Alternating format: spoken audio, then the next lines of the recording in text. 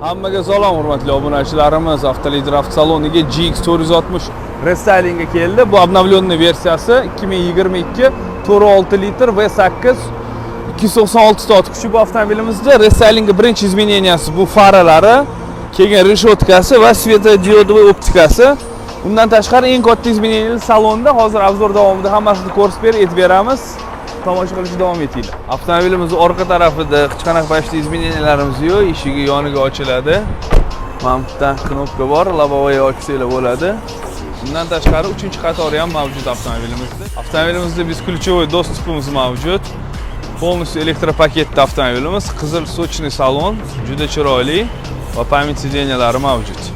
Rul torpedka tarafida hech qanaqa o'zgarishlar yo'q. Eng katta o'zgarish sentralniy konsolimizda.